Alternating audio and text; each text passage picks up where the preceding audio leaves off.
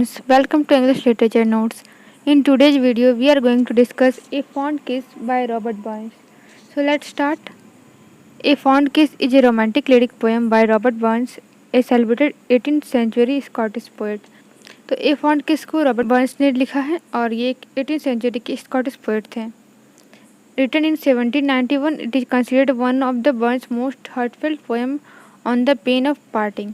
तो ये 1791 में इसे लिखा गया है और ये रॉबर्ट बर्न्स का one of the most famous poem है, जिसमें रॉबर्ट बर्न्स ने अपने लाइफ के कुछ पल को बताया है. Poem express the sorrow and emotional turmoil of parting with a beloved. ऐसा माना जाता है कि पोएम रॉबर्ट बर्न्स ने अपनी एक बिलव्ड अपनी प्रेमिका के बारे में लिखा है, जैसे कि वो जब दूर हो रहे थे और जब उसको वो फाइनल गुड बाय कह रहे तब उन्होंने अपने लव को एक्सप्रेस करते हुए एक पोएम लिखा है. सो हम लोग पहले कुछ पोएट के बारे में जाने. तो Robert Burns was born in 1759 in Alloway Scotland. तो ये स्कॉटलैंड के रहने वाले थे.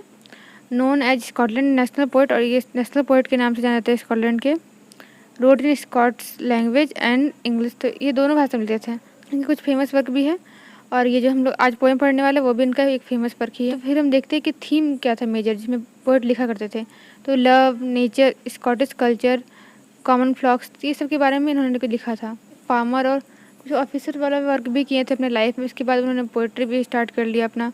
फिर बहुत जल्दी इनका डेथ हो गया था 1796 में, कि ये 37 ईयर के थे.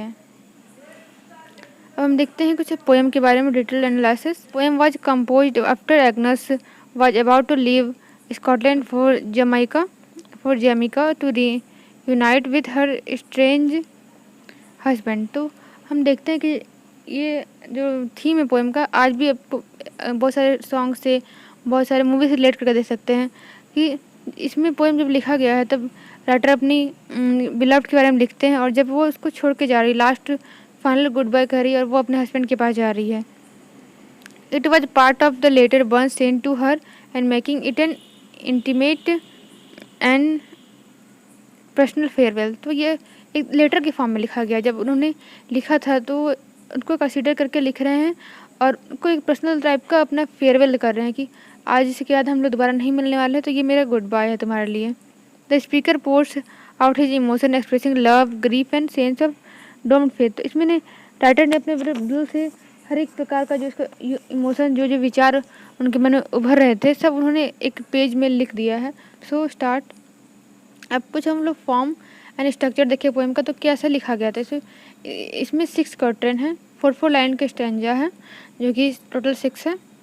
और इसमें AABB राइमिंग स्कीम को फॉलो किया गया है और रिटन इन स्कॉट्स इंग्लिश में लिखा गया है इसे, और जिसमें but with accessible vocabulary and strong emotional clarity. लेकिन इसमें जो पोएम का लाइन्स है उससे ही आप लोग फील कर सकते हैं उनके इमोशंस को. इतने ज़्यादा वो इमोशनल होके इस पोएम को लिखे हैं. The use of enjambment and repetition and reinforces the feeling of enduring sadness and emotional continuity. तो इसमें हम लोग क्या देखते हैं, इंजपमेंट देखते हैं इस पोएम में. मतलब एक लाइन से दूसरे लाइन में हम लोग जब जा रहे हैं तो विचार चेंज नहीं हो रहा, वो सेम चीज़, वो सेम फीलिंग्स चल रहा है और रिपीटेशन हो रहा है. कुछ बातों को बार बार वो रिपीट कर रहे हैं कि हम अब दोबारा नहीं मिलेंगे तो हम तुम्हें हमेशा याद रखेंगे. इस तरह के जो लैंग्वेज होते हैं जो लवर वाले, वो आप इस पोएम में पूरी तरह से देख सकते हैं और फील कर सकते हैं. The tone is melancholic, reflective and passionate. लेकिन हम लोग जान रहे हैं कि एक लव पोएम है, तो इसमें जो प्लेटोनिक लव को दिखाया गया है और बहुत पैशनेट लव को दिखाया गया है. तो हम स्टार्ट करते हैं पोएम को स्टैंजा वाइज समझना. तो फर्स्ट स्टैंजा में हम लोग देखते हैं, the poet begins with a tender kiss but it's kiss of goodbye. तो इसमें स्टार्ट होता है पोएम और पोएट स्टार्टिंग में ही कहना स्टार्ट करते हैं कि ये मेरा फाइनल एंड लास्ट किस है जो कि एक गुड बाय है तुम्हारे लिए. They must part but the separation will be for ever. वो ज़रूर ही दोनों अलग होने वाले, लेकिन जो ये दूरी है वो हमेशा के लिए हो जाएगी. अब कभी दोनों मिलने नहीं वाले हैं. His heart is full of pain and tears. और उनका दिल बहुत ज़्यादा भर चुका है. उनको अब इतना ज़्यादा रोना आ रहा है कि वो अपना एक्सप्रेस नहीं कर पा रहे फीलिंग्स को, इसलिए वो लास्ट चूज़ किए हैं लिखना. He feels deep emotional struggle, he sighs and groans so his grief. तो इसमें बहुत ज़्यादा वो अपने इमोशनल स्ट्रगल्स को फील करे अपने विचारों को उथल-पुथल को महसूस कर रहे हैं, वो समझ नहीं पा रहे ये मेरे साथ हो क्या रहा है। तो वो सारे कुछ अपने जो प्रॉब्लम्स जो जो फीलिंग्स है, जो इमोशंस उनके मन में उभर के आ रहे हैं, वो सारे अपने पोएट्री के थ्रू बता रहे हैं। नेक्स्ट पेज हम देखते हैं the poet talks about how some people and can be bear troubles if they still have hope. वो बोलना चाह रहे हैं कि कुछ इंसान कैसे होते हैं जो कि बहुत सारे ये प्रॉब्लम्स को फेस करते हैं, तब भी जब उनके पास कुछ होप होता है, तभी उनको बहुत सारे लाइफ में प्रॉब्लम दिखता है। लेकिन जब उनके पास कुछ होप होगा ही नहीं, तब उनके पास कितना ज़्यादा प्रॉब्लम होगा। The hope is compare to a star that lights a person life. तो कहने जा रहे हैं कि होप जो है वो एक तारे की तरह होता है, जो कि इंसान को हमेशा दिखता है कि एक आशा तो बचा हुआ है, वो आशा है तो हम लाइफ आशा के थ्रू ही जी सकते हैं। For him the star is gone, his love was his only hope. और उनके लिए क्या है कि वो स्टार भी अब चला गया है, अब उनके पास एक लौता जो एक होप था, अब वो भी उनके लाइफ में नहीं रहा है, अब उनके सारा होप भी ख़त्म हो चुका है।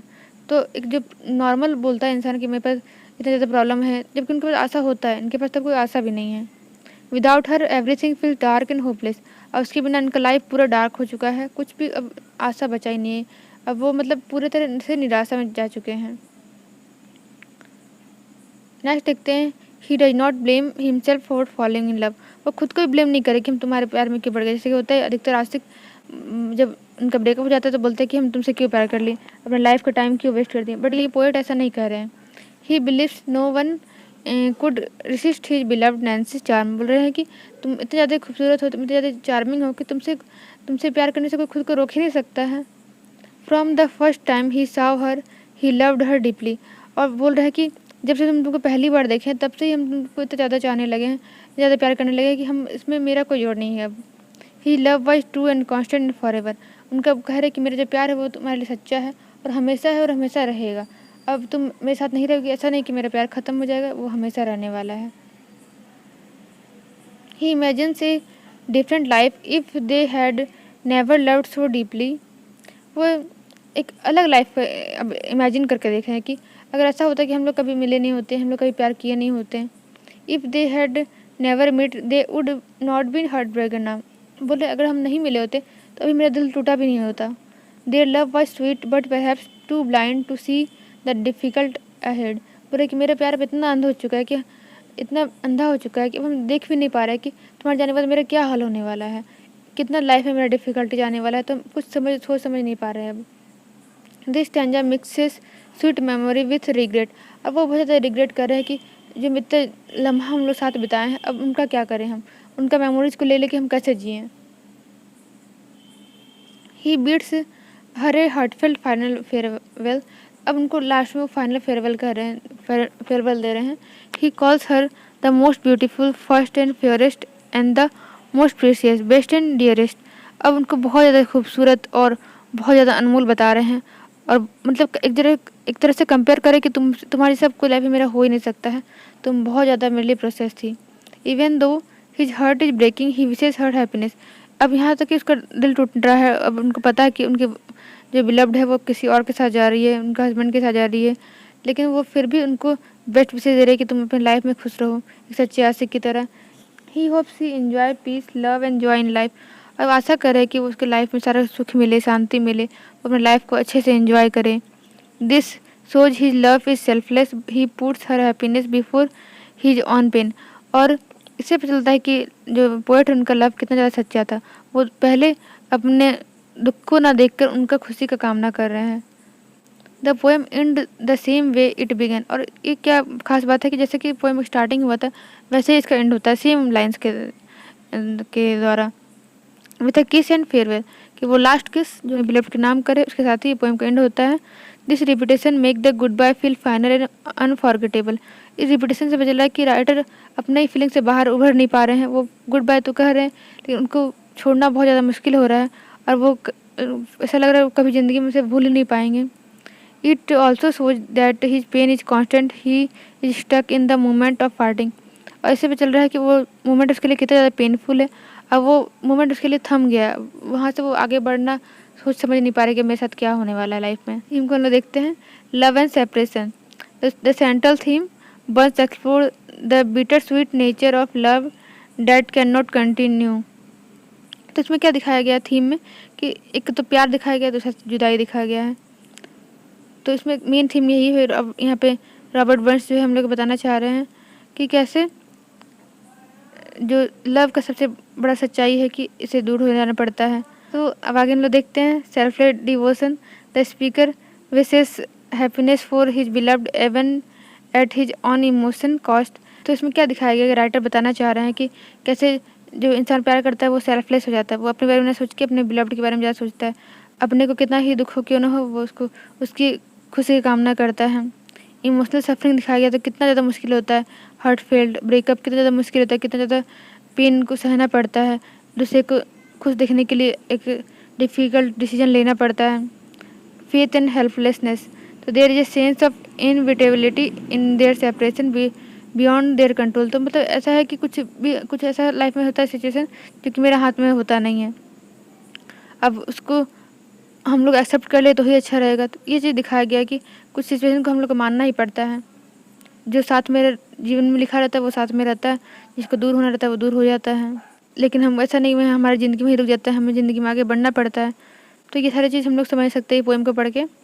फिर हम लोग इसका कंक्लूजन देखें तो ए फॉन्ड किस is touching poem of love and loss. In conclusion हम कह सकते हैं कि ए फॉन्ड किस जो है वो बहुत ज़्यादा ब्यूटीफुली कैप्चर किया हुआ पेन ऑफ सेपरेशन को, जो दूर होने का जो दर्द होता है, sweetness of true love and the nobility of letting go. और जो छोड़ देने के लिए जो कला होता है वो भी बहुत मुश्किल होता है। कुछ लोग होते हैं कि पकड़े रहेंगे कि नहीं तुम मेरे ही हो, मेरी रहेगी, ऐसा नहीं है। एक समय होता है जब हम लोग छोड़ देना ही कुछ सही होता है। तो ये सारी चीज़ हम इस पोएम से समझ सकते हैं। Burns use simple but powerful word to show that even in parting true love remain, कि दूर होने के बाद भी हमारा जो सच्चा प्रेम है वो हमेशा रहता है। Thanks for watching, like subscribe and share.